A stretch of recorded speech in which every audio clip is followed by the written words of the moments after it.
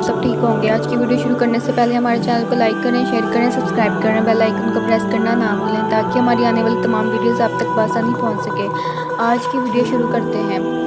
صحابہ کرام کی جماعت کو اس سرزمین کا سب سے پاک گروہ ہونے کا شرف حاصل ہے۔ یہ وہ جماعت ہے جسے اللہ نے رضامندی کا اعلان کیا۔ ان اعلیٰ ترین شخصیات میں حضرت ابو ذر غفاری کی شخصیت بے مثال اور مقدس ترین ہے، جن کے متعلق نبی کریم صلی اللہ علیہ وآلہ وسلم کا ارشاد مبارک ہے کہ ابو ذر تو اللہ کی راہ میں اکیلا ہی سفر کرتا ہے، اکیلا ہی مرے گا اور اکیلا ہی اٹھایا جائے گا۔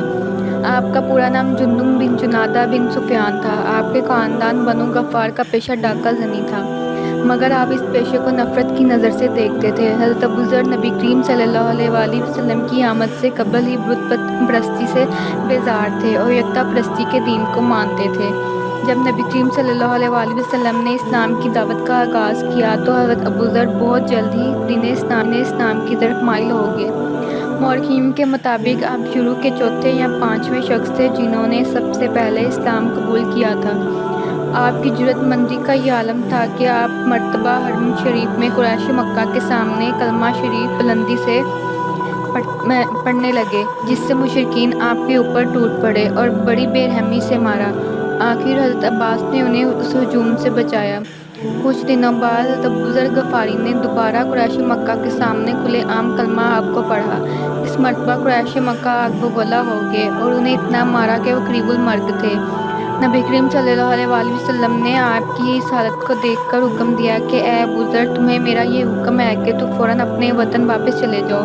تمہارے پہنچنے سے پہلے ہی تمہارا ماموں فوت ہو چکا ہوگا۔ چونکہ تمہارے سوا اس کا کوئی وارث نہیں، لہٰذا اس کی جائیداد کے بھی تم وارث ہوگے۔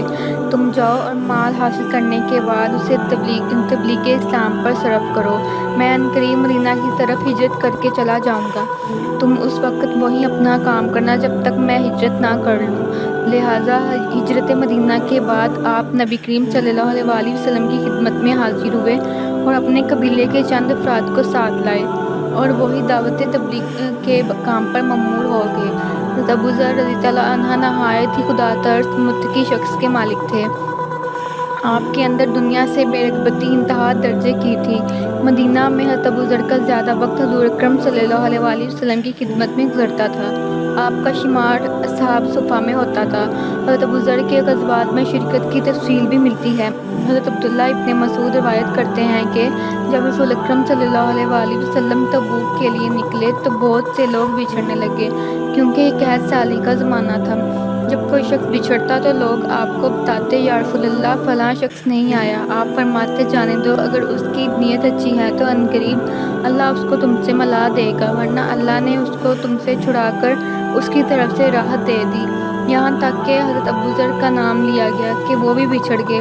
واقعہ یہ تھا کہ ان کا اونٹ سست ہو گیا تھا۔ اس کو پہلے چلانے کی کوشش کی، جب وہ نہ چلا تو حضرت ابو ذر نے اس پر سے ساز و سامان اتار کر اپنے اوپر لاد دیا اور پیدل ہی نبی کریم صلی اللہ علیہ وسلم کے عقب سے روانہ ہو گئے اور اگلی منزل پر جا کر مل گئے۔ ایک شخص نے دور سے آتے دیکھ کر کہا، یا رسول اللہ، وہ راستے پر کوئی شخص آ رہا ہے۔ آپ صلی اللہ علیہ وآلہ وسلم نے فرمایا، وہ ضرور ابو ذر ہوگا۔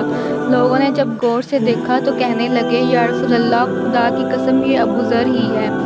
آپ صلی اللہ علیہ وآلہ وسلم نے فرمایا، اللہ ابو ذر پر رحم کرے، وہ تنہا چلتا ہے، تنہا مرے گا اور قیامت کے دن بھی تنہا اٹھایا جائے گا۔ نبی کریم صلی اللہ علیہ وآلہ وسلم کی وفات کے بعد حضرت ابو ذر نہایت ہی غمگین ہو گئے اور اس صدمے سے آپ کی حالت ابتر ہو گئی اور آپ شام کوچ کر گئے اور خلیفہ اول حضرت ابو بکر صدیق رضی اللہ عنہ اور خلیفہ ثانی حضرت عمر کے دورہ خلافت میں شام میں ہی مقیم رہے۔ پھر حضرت عثمان غنی کا دور خلافت آیا۔ جب حضرت ابو ذر کے متعلق نبی کریم صلی اللہ علیہ وسلم کی پیشن گوئیاں پوری ہوتی تھیں تو حضرت معاویہ نے دمشق میں قصر و خزرہ بنایا تو حضرت ابو ذر نے کہا، اے معاویہ، اگر اس قصر کو بیت المال کے پیسوں سے بنایا ہے تو خیانت ہے، اور اگر اپنے پیسوں سے بنایا ہے تو اسراف ہے۔